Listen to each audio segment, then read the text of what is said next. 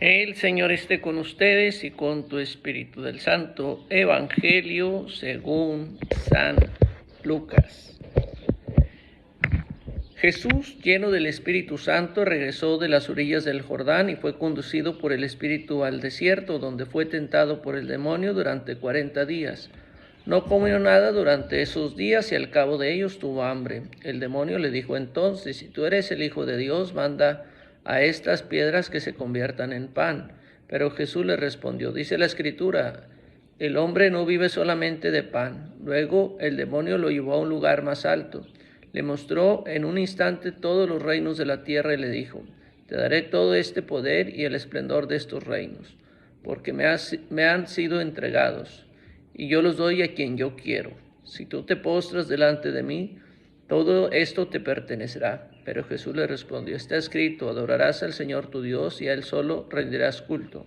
Después el demonio lo condujo a Jerusalén, lo puso en la parte más alta del templo y le dijo: si tú eres el Hijo de Dios, tírate de aquí abajo, porque está escrito, Él dará órdenes a sus ángeles para que ellos te cuiden, y también ellos te llevarán en sus manos para que tu pie no tropiece con ninguna piedra. Pero Jesús le respondió: está escrito, no tentarás al Señor tu Dios. Una vez agotadas todas las formas de tentación, el demonio se alejó de él hasta el momento oportuno. Palabra del Señor. Gloria a ti, Señor Jesús. Pues, queridos hermanos, quiero dedicar este evangelio a Karen Alejandra García Arreola, Juanita Martínez García, Rigo López González, Amaya Vázquez, Héctor Castilla González, Otón Martínez Flores, Sonia Cristina, Jesús Emanuel Valderas Ávila, Alexa Brisey Sevilla. En este evangelio vemos las pruebas del desierto. Jesús resuelve los asuntos como todo un buen rabino lo haría, apelando a las mismas escrituras. Pero este texto también muestra que Jesús no solo usa las escrituras para acomodar las ideas contemporáneas de su autoridad, las usa como su autoridad y como la palabra final sobre la ética al tratar con un adversario supracultural. Debería de darse por sentado que el escritor y los lectores originales habrían considerado al diablo un ser literal y personal. El tratamiento figurativo del diablo por parte de algunos lectores modernos como símbolo genérico del mal interpretan el texto de una manera totalmente ajena a él. Los 3 textos del Deuteronomio citados eran mandamientos dados a Israel cuando éste estaba en prueba en el desierto. En contraste con Adán, otro hijo de Dios que sí pecó, Jesús vence en las pruebas. Moisés también ayunó 40 días y 40 noches. Israel también estuvo en el desierto 40 años.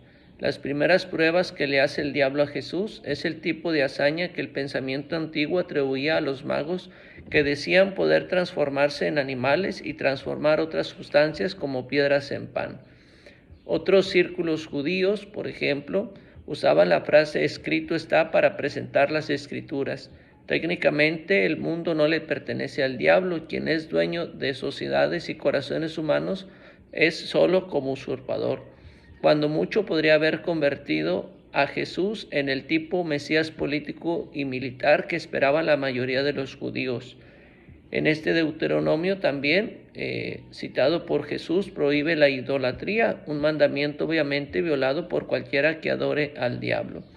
El diablo lleva a Jesús a una parte del templo con vistas a un profundo valle. Una caída desde allí habría significado la muerte segura. Los rabinos posteriores reconocían que el diablo y los demonios podían manejar las escrituras en forma experta. Aquí el diablo cita el Salmo 91. Fuera del contexto, porque ponen claro que la protección de Dios es para acontecimientos que le sucedan a sus siervos, no como excusa para buscar tales peligros. Jesús cita el Deuteronomio, que se refiere a la manera en la cual los israelitas habrían probado a Dios en Mashá al negarse a aceptar que Dios estaba entre ellos hasta que les diera una señal. Para la mayoría de los lectores antiguos, la salida del diablo ha de haber supuesto su derrota, por lo menos temporal. Las tentaciones en la escena del bautismo y el cuadro genealógico, Jesús aparece como Hijo de Dios, enviado para la obra mesiánica y escatológica de llevar a los hombres a la plenitud de la filiación divina. La escena de las tentaciones podría y pondría ahora en claro que Jesús es también plenamente humano. Como hombre, emprende su tarea en la absoluta obediencia al Padre y tiene el relato más breve de las tentaciones. En este relato más antiguo haya una fuerte orientación doctrinal. Jesús revive la experiencia de Israel en el desierto durante el Éxodo. Al marchar al desierto, a la comarca desolada, habitada por demonios y fieras salvajes, Jesús subyuga a los poderes hostiles y vive como un nuevo Adán, en perfecta armonía con las fieras. Aunque Lucas es el paralelo de Mateo, se produce claramente un embellecimiento que hace difícil decidir cuál de ellos se encuentra más próximo a la forma original. Mateo desarrolla los dos temas de Moisés y del reino. Jesús, al igual que Moisés, aparece sobre una altísima montaña. Mateo añade 40 noches a los 40 días de ayuno, relacionando así más estrechamente el ayuno de Jesús con el de Moisés. La tercera y culminante escena de Mateo se refiere al reino. Jesús rechaza el del demonio, todos los reinos del mundo, para subsistir a otra montaña de Galilea y para subir donde proclamará el reino verdadero. Todas estas diferencias de Mateo con respecto a la versión de Lucas subraya el punto de vista teológico del primer evangelio, pero también Lucas tiene un punto de vista doctrinal propio que será expuesto más adelante. Jesús lleno del Espíritu Santo, una expresión característica de Lucas. La doble alusión al Espíritu en este versículo es buena y muestra de la razón que hay para llamar a Lucas el evangelista del Espíritu. El término griego hipostepo aparece 35 veces en los escritos lucanos y solo 4 en el resto del Nuevo Testamento. Esto es el indicio de una intensa labor redaccional de Lucas en el relato de la tentación y fue llevado por el Espíritu al desierto. Lucas emplea aquí unas expresiones griegas que muestran una dedicada matización del sentido, diferenciándose de Mateo. El Espíritu acompañó a Jesús durante 40 días en el desierto y solo después de este periodo de comunión con el Padre en la oración emprenderá Jesús su combate contra el mal. La fuerza de Dios se enfrenta al mundo de los poderes diabólicos. Ha llegado el momento escatológico, si tú eres el Hijo de Dios. La tentación se refiere al tipo de Mesías que Jesús aspira a ser. Se ganará a la gente dándole lo que desea esta de inmediato o conseguirá que acepten el sufrimiento que se les exige por amor a los ideales divinos. Di que estas piedras se conviertan en pan. Lucas usa el singular, Mateo habla de piedras y panes. Mateo ve a todo Israel tentado en Jesús. Lucas describe una tentación más personal que solo afecta a Jesús, no solo de pan. Jesús responde con el Deuteronomio. Los pensamientos de Jesús se expresan de acuerdo con el que debió de ser el libro veterotestamentario favorito de la Iglesia Apostólica. Se afirma habitualmente que Lucas invierte el orden de las tentaciones, pues Mateo coloca al final el episodio ocurrido sobre una montaña. La disposición de cada uno de los evangelistas responde más exactamente a su propia teología, que resulta difícil determinar cuál de estas ordenaciones responde mejor al orden original. En un solo instante, estas palabras que solo aparecen en Lucas excluyen la idea de que Jesús fuera transportado físicamente.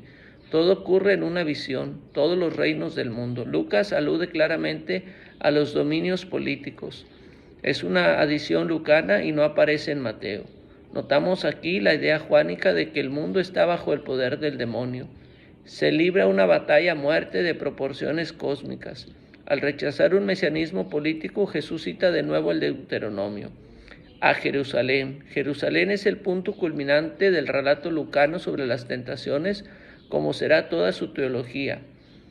El ministerio de Jesús como un viaje a Jerusalén, pero la verdadera Jerusalén que realiza todas las esperanzas proféticas será el mismo Jesús. dio órdenes a sus ángeles para que te cuiden. Utilizando de nuevo el Deuteronomio, Jesús rechaza la proposición de convertirse en un Mesías de la ostentación y de lo maravilloso. A pesar de que esta es la clase de Mesías que muchos quisieran, a la salvación se llega por el camino humilde y a veces doloroso de la fe. Lucas escribe su propia conclusión diferente de la de Mateo. Terminada toda tentación. La idea parece ser que Jesús alcanza su propia perfección a través de la experiencia de todas las tentaciones. Como hombre, Jesús cumple su función mesiánica y vence en nombre de todos los humanos. El misterio público de Jesús se verá todas las consecuencias de su victoria. Se retiró de él por un tiempo. Lucas anticipa la pasión, excluye cualquier clase de tentación del relato del misterio público, omitiendo incluso el episodio de Mateo. Aun cuando el demonio retorna al final, en el relato de la pasión Jesús muere como un hombre en paz y con fortaleza. La victoria parece ya asegurada. Todo su ministerio público servirá para demostrar que el camino de la cruz lleva a la victoria. Algunos investigadores niegan la historicidad del episodio de las tentaciones, sin embargo, hemos de reconocer que los otros evangelios consignan momentos de prueba y de tentaciones al final de la vida de Jesús, y hemos de aceptar que hay una firme tradición favorable a la realidad de la escena desarrollada en el desierto. Mateo y Lucas pudieron amplificar una tradición anterior más breve de Marcos, añadiéndole ciertos detalles tomados de los acontecimientos posteriores según su diferente punto de vista teológico. La primera tentación, según Lucas, nos hace pensar en Juan, la segunda en Juan y la tercera igual en el Evangelio de Juan. Lo mismo que Mateo y Lucas reelaboraron las sentencias y hechos de Jesús sin tener en cuenta detalles geográficos y cronológicos. Para comprender el sermón de la montaña o el relato del viaje, también pudo darse un proceso similar cuyo resultado fue recopilar las tentaciones reales que se produjeron a lo largo de la vida de Jesús, formando con ellas una escena cuyo objeto es llamar la atención sobre las implicaciones teológicas. ¿Por qué hizo esto la Iglesia, ya que el relato de la tentación existe en la fuente Q cuando Lucas escribió su obra? Quizás fue para contrarrestar las pretensiones de los falsos mesías con sus milagros aparatosos. También pudo hacerse con la intención de subrayar la humildad de Jesús frente a los que consideraban mala la carne. Vamos a hacer nuestra comunión espiritual. Por favor, no dejes de suscribirte si aún no lo has hecho, porque la mitad de las personas que ven estos videos no están suscritos. Y también, por favor, no dejes de darle me gusta, porque eso ayuda mucho a que YouTube promueva nuestros videos. Vamos a hacer la comunión espiritual. Creo, Jesús mío, que estás realmente presente en el Santísimo Sacramento del altar. Te amo sobre todas las cosas y deseo ardientemente recibirte en mi alma. Pero como ahora no puedo recibirte sacramentalmente, ven al menos espiritualmente a mi corazón, y como si ya te hubiese recibido, me abrazo y me uno del todo a ti. No permitas, Señor, que jamás me separe de ti. Amén. Oración a San Miguel Arcángel.